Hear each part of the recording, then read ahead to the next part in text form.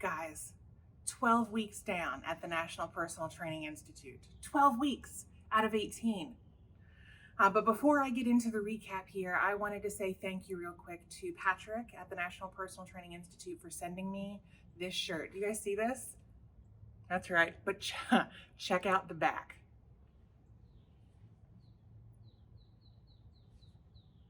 What do you think? How awesome is that? Not only is it creative, but heck yes, that's gonna be me soon. So yeah, and it fits perfect. And did you see the flag on the sleeve? This is actually the first time I've worn jeans in like 6 months. So the ones I have, way too big. But these that I have on today were too small for me like 20, 30 pounds ago. And I don't know if you can see from there, but yeah. It might be time to do a little shopping in another couple of weeks. We'll see.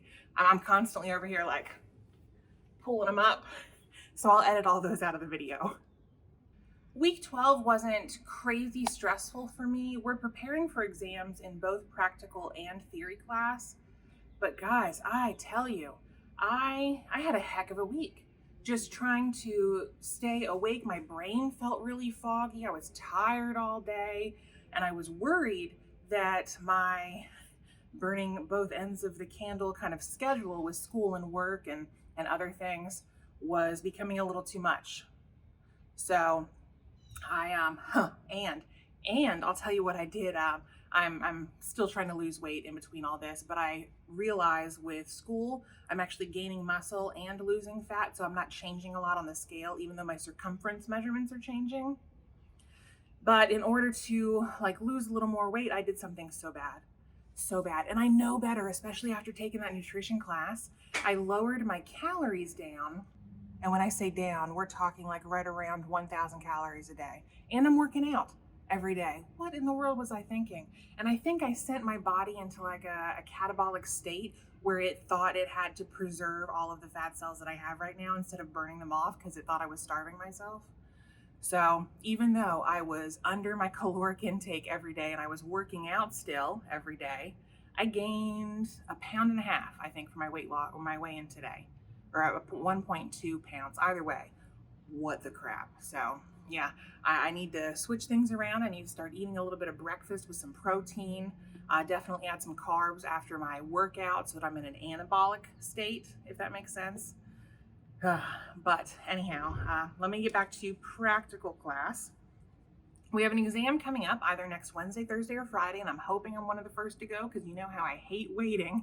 That suspense does no good for my anxiety. But this exam is going to be on client-based things, like the greeting when you meet your client, the questions you're going to go through, the motivation and the thing that's kind of like motivation, but a little more permanent. I have in here somewhere. Aha. All right, so the phase one is like, hello you, it's me. That's how we remember to say, hey, so-and-so, my name is Melissa. Thanks for coming out here. And then you have to do a hospitality, whatchamacallit. So you just want to ask them, do you want to grab something to drink? Do you need to use the restroom real quick before we get into this? Something like that. And then you're going to go into their primary and secondary goals. These are going to be time-based, long-term, short-term. And we use the SMART, the S-M-A-R-T, the specific, measurable, attainable, realistic, time-based goals. And then motivation and commitment, that's the word I was looking for. Motivation is going to be mental, commitment is going to be more physical. So if someone tells me, my schedule's too busy, I don't know if I can get there, that's a commitment issue. Whereas if it's, I don't feel like I want to give it my all just yet, I'm worried I can't eat what I like, that's more mental, so that's going to be their motivation. And we need to ask them why so that we can overcome those obstacles together. So that's what my practical exam is going to be on next week. And then I also have an exam in theory. This one's going to be on some biometrics and some other stuff. I've been trying to study, after work, on breaks, but my brain, man, when I tell you, I'm sitting there and I'm like, all right, just grab the book, read your notes. I look like I'm in a lethargic coma, just staring at the wall until my timer goes off and I have to go back to work. I don't know what. Maybe it was the lack of a caloric intake. I don't know, but I don't want to feel like that again. So definitely switching things up for this week. If you follow me on Instagram right here at Boss Lady Melissa with the fancy underscores, I do weigh in every week where I show you guys the scale. You'll get to see kind of what I'm eating throughout the day, not all of my meals because no one needs to see all of that, but just something that I'm eating throughout the day, some of the exercises I'm trying, things like that. And that'll give you a decent idea of how I'm trying to lose, what I'm doing that week. And all right. Oh, I forgot to tell you guys. In practical class, we are writing a boot camp program, but not on our own. We were teamed up with 2 other students, and we need to write a 60-minute themed boot camp program. So I am teamed up with Charles and Bruce. Hi, guys. And we're writing a program called, I've got it down here somewhere. I should remember it. Beach Body Blast. That's it. So ours is going to be beach themed. Charles is going to help us get a little playlist together with some beach music, and we're going to make it total body. So we're splitting it up, 20 minutes, 20 minutes, 20 minutes. I'm going first, so I'm doing the warm up and the upper body, and then Charles is going to take care of the core, and Bruce is going to finish it out with some lower body and a cool down exercise. So we were able to brainstorm twice last week, and we're doing these not this coming Monday, but the following, so the Monday after exams. And we're going to teach the whole class. We're all going to burn into our beach bodies together. Oh, and there was something really neat that we went over in the biometrics portion of our theory class. It is, and I've only got this is what I'm looking at right here in case you're wondering, using my little notes about what I need to recap with you guys. And then these are the main notes that I might need to look back at. Like even with my little drawings, do you see that when we went over the veins and the arteries? But there was something neat about the biometrics of it all when you're doing an exercise. The weight of the weight that you're lifting versus the amount of force in pounds needed to lift that weight versus how you're built. So here's what I did. We went with a Tricep Press, and you can do this a number of ways. And I've got some weights over here on the chair, so I'll show you in a second. But what I did was I measured my arm, which is the MM, which means moment arm of muscle force. So this is the distance from the joint center, which is going to be my elbow in a tricep press, to where the tendon enters the muscle or bone. Now this is tricky. Let me set this down because I can't really see. Oh yeah, I'm working on it, guys. I can't really see, but I know my elbow is right in the middle of my peace sign. And then if we come over here and I'm going to my tricep, it's a little lower on the back, right? So with a measurement, it is right around 2 inches, which equals 5 centimeters. And then I had to measure my arm as well, because this is going to be the distance from the weight to the center of the joint. So if I hold the weight here, I measured from the middle of my hand to my elbow, and that was a lot of information, so I had to write it down. 14 inches. So that's 35.5 centimeters. And that's a little longer than average. So what did I do? Oh, my notes are so tiny. All right, so with the 35.5 and then the 5 centimeters, what you're doing is you're taking the 35.5 and dividing it by 5. And that tells you, if I've got, like, say, a 10-pound weight, all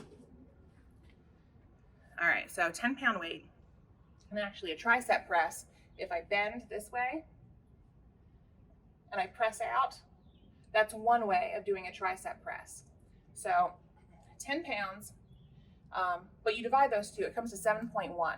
So then you multiply by the weight, which is 10. So this is 71 pounds of force that my body has to produce to move this weight back. So even though it's 10 pounds, it feels to my body like 71.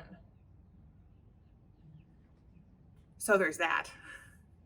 That was really neat. And you can do it for any part of your body as long as you measure the distance from the weight to the, there's another word for it too that starts with an F. Let's take a look-see at my notes. Fulcrum. Fulcrum, the axis of rotation, or the joint. Yeah, it's basically your MR divided by your MM. We went over MM. The MR is moment of arm resistance force, the actual length of the lever involved in the exercise. So you hold the weight, you move here, you measure. I just thought it was really neat. The teacher, the instructor, Chris, did it as well for his tricep press, and he's got a longer arm than me. It was 40 centimeters. So his body was producing 80 pounds of force just to get back there. Crazy. Instead of doing push-ups today, I need to do a TOT program. It's really short. TOT stands for Testosterone Optimized Training. Yeah. The class went over this on Wednesday, I believe, but they went to the gym on campus to do it because you're lifting some heavy weights with very little rest. And my instructor, Chris, he was like, "Now, Melissa, if you do this in your video, I want you to know that you might end up with a goatee like mine after you're done just because it's testosterone based." Oh my goodness. But yeah, this is something that for men, you know, if you want to spike up your testosterone during the evening, it's recommended that you do this during the evening because your natural testosterone levels are already high in the morning. So if you spike it at night as well, it's going to help you build and gain a little more muscle. But this workout, you want to choose a weight that is like a 4 or a 6 RM, which is your, like you can do the weight, maybe 6 repetitions and then you're dead. So it's going to be a little heavier. I don't know if you saw on the chair over there, in the actual chair. I took my husband's weight because it has these little plates that you can move from one to the other. And I moved all of the plates on one dumbbell, making it 20 pounds plus the weight of the bar itself. So it's 23.6 pounds. Now guys, when it comes to some of these exercises, I have only done 10 or 13 pounds at the most. So I actually tried that Wednesday night after work just to see if I could do like a push press. So you're basically taking the weight here, pushing up. And I did 6 reps on each arm, and then I couldn't lift my water in the morning just because my arms were like dead. But it's been 2 days, so I rested. And they recommend you don't do this TOT training more than twice a week, just because it takes a rest day or two to get back to feeling normal. But yeah, he gave us a few exercises. We had to choose 4. And I'm going to do a couple of them today. So the first one is going to be the push press. The next one is going to be a high pull. So you're holding the weight in your arm here and you're lifting just like that. So I'll go ahead and try those on camera. He wants 6 reps, 4 sets, 80% intensity, and no more than 60-second rest, 30 to 60 seconds worth of rest. So we're going to give this a go.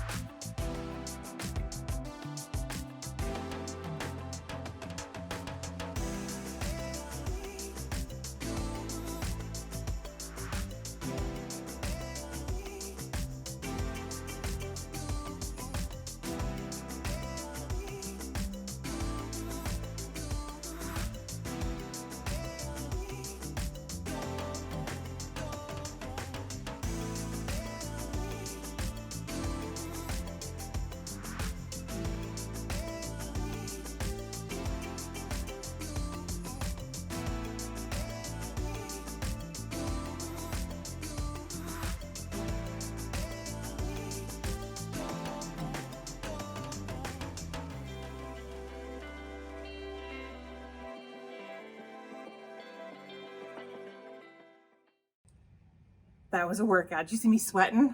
Whew, my glasses fogged up. Are they still foggy? Yeah, this one just a little bit.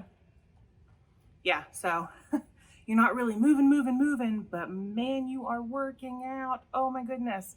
And like I told you before, I have never lifted 20 plus pounds like that before. So it was a bit of a struggle. And you know what? You know what made me sad? Our professor, I watched the Zoom recorded meetings after work, so I was able to see everyone in the gym working out. He is lifting 120-pound dumbbells. With the high pulls. Yeah. One day. No, that's not a high pull. Listen to me. That is a push press. The high pull was the other one I did. But he did both with the 120 dumbbells. Now, and if you wanted to, you could also add in a barbell, dumbbell, or kettlebell squat and a barbell or dumbbell deadlift. My back's not feeling the best today, and I don't want to add weight to that while I'm trying to move, because the last time I did that, I pinched a nerve and I was down for a day and a half.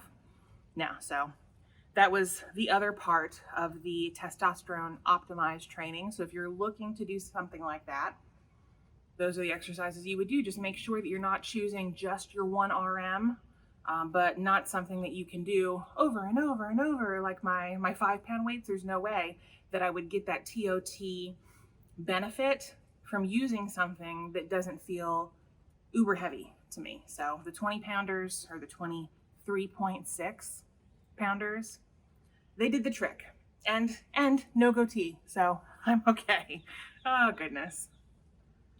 Yeah, that's all I have for the week 12 recap at the National Personal Training Institute. Let me know in the comments what you thought about the TOT workout that I half did. And I would have modified it, but modifying it takes the testosterone optimization out of the exercise. So instead I just opted to do the 2 of the 4 exercises that I could, if that makes sense. But let me know what you thought of that and what you thought of the biometrics. Did I say that right? It's biomechanical something. Why did I say metrics? Anyhow, biomechanics of resistance exercise. Yeah, let me know what you thought about that.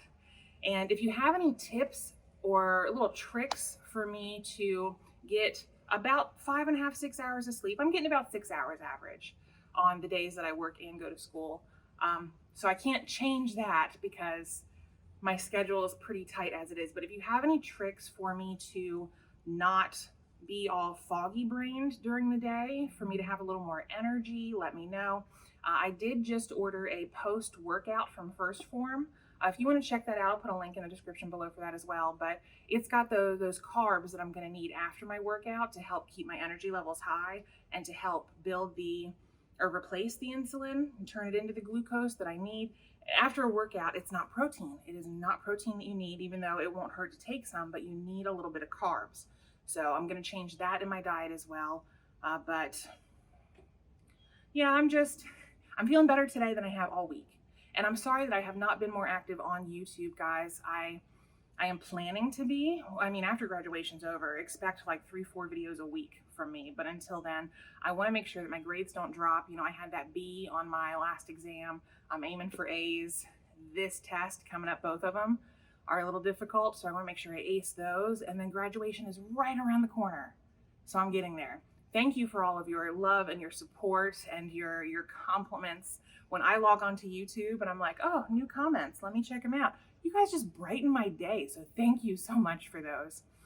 But yeah, overall, let me know what you thought of the week 12 and how I lifted the 20-some pound. Oh, I've got a t-shirt on. You can't see, but it's in there.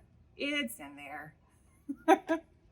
All right, guys, so take care of yourselves. Do something healthy, and I will talk to you later.